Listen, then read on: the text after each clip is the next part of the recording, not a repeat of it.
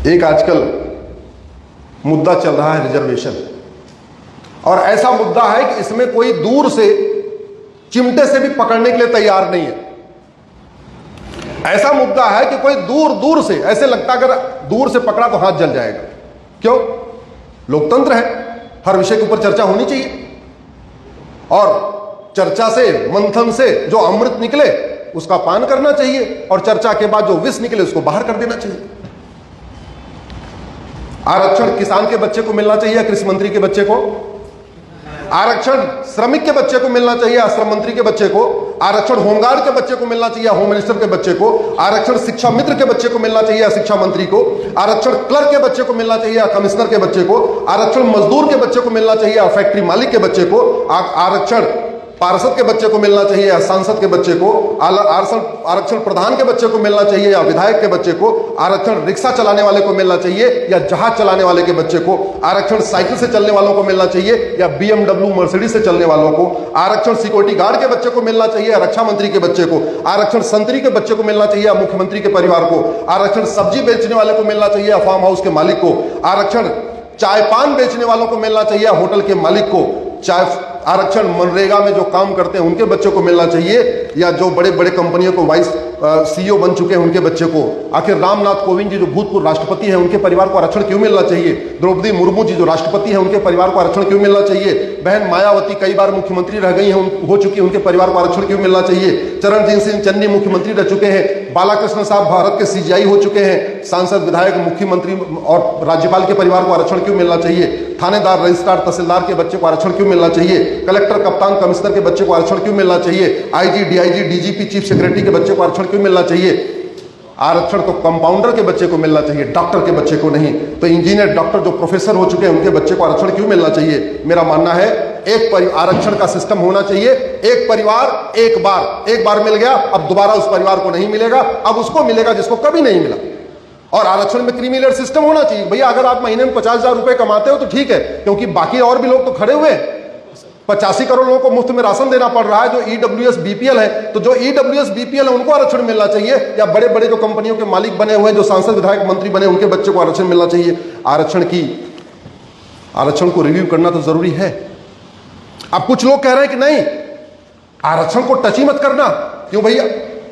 अरे अगर आपको वास्तव में दलितों से इतना प्रेम है तो एक काम कर लो, अब बड़ी हाई फाई कंपनियों का जूता मत पहनो। जो वास्तव में गरीब दलित है वो जो हाथ से जूता बना के देता है उसको पहन के दिखाओ, वो नहीं पहनना है। जूता तो पहनेंगे स्केचर का, वो विदेशी कौन कौन सी कंपनियां हैं, क्यों? जो दलित जूता बना रहा है उससे जूता क्यों नहीं पहन रहे? अगर आपको वास्तव में दलितों से लगाव है तो दलितों का बनाया हुआ कपड़ा पहनिए। काहे बड़ी बड़ी कंपनियों का शूटिंग शर्टिंग पहन रहे?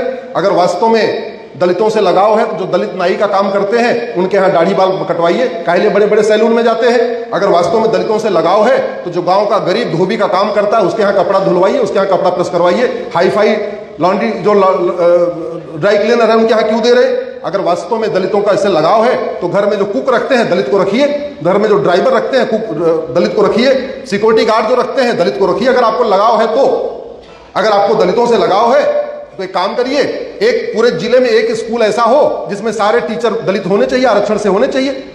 फिजिक्स पढ़ाने वाला, केमिस्ट्री पढ़ाने वाला, मैथ पढ़ाने वाला, जूलॉजी पढ़ाने वाला, बॉटनी पढ़ाने वाला, एक स्कूल ऐसा रखिए जिसमें सभी जो हमारे रिजर्व कैटेगरी के दलित भाई हैं सारे टीचर उसी में रख दीजिए, और सारे सांसद, विधायक, मंत्री, कलेक्टर, कप्तान, थानेदार, हवलदार जितने भी हैं सबके बच्चे उसी सरकारी स्कूल में पढ़ना चाहिए कि नहीं पढ़ना चाहिए? जोर से बताओ भैया।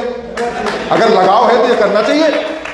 अगर वास्तव में आपको बहुत लगाव है तो एक काम करो, एक सरकारी हॉस्पिटल में सारे डॉक्टर ट्रांसफर कर लो, उसमें चाहे फिजिशियन होगा, चाहे सर्जन होगा, चाहे वो गायनोलॉजिस्ट होगा, जो भी होगा सारे डॉक्टर दलित होंगे। और एक काम करो, जितने भी सांसद, विधायक, मंत्री, राज्यपाल, मुख्यमंत्री हैं, जितने थानेदार, हवलदार, कलेक्टर, कप्तान हैं, जितने इस टाइप के लोग हैं, सबके बच्चे उसी हॉस्पिटल में इलाज कराएंगे। अगर डिलीवरी होनी है तो भी उसी हॉस्पिटल में होगी, हड्डी टूटेगी तो वहीं आपका ऑपरेशन होगा, हार्ट अटैक आएगा तो भी आपका वहीं आपका हार्ट अटैक ठीक किया जाएगा। करना चाहिए कि नहीं करना चाहिए? अरे भाई दलितों से लगाव है तो करो। दलितों से लगाव है तो जब हाई कोर्ट, सुप्रीम कोर्ट में कोई केस आए तो केवल दलित वकील रखो, केवल दलित डॉक्टर रखो। घर बनवाना है केवल दलित आर्किटेक्ट रखो।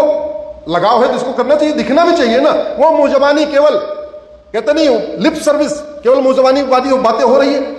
अगर वास्तव में इतना लगाव है तो एक काम करो, हर जिले में एक सरकारी मेडिकल कॉलेज हो, उसके सारे टीचर्स दलित हों, और आपका बच्चा, जितने सांसद, विधायक, मंत्री और कलेक्टर, कप्तान, आईजी, डीआईजी के बच्चे हैं, जब भी उनका मेडिकल का कोर्स होगा वो उसी स्कूल में पढ़ेंगे, वहीं से एमबीबीएस करेंगे। उनको ला करना है, उनके लिए एक अलग से स्कूल बनाइए, सारे हमारे दलित भाई उसमें टीचर होंगे, उसी में आपका बच्चा ला करेगा।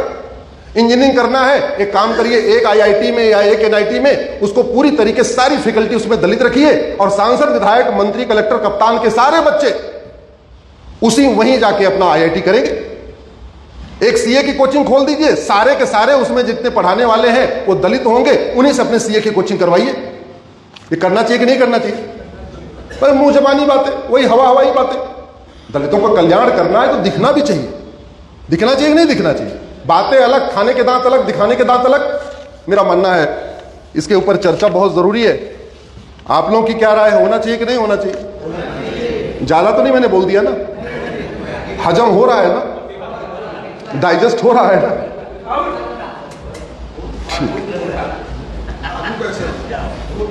अरे राय दे रहे हैं आप लोग भी, बोलना शुरू करो, हमारे अकेले कहने से थोड़ी होगी। भारत में 150 करोड़ है, जिस दिन यही बात 10 करोड़ लोग कहना शुरू कर देंगे, 5 करोड़ लोग कहना शुरू कर देंगे, देखिए सिस्टम होगा।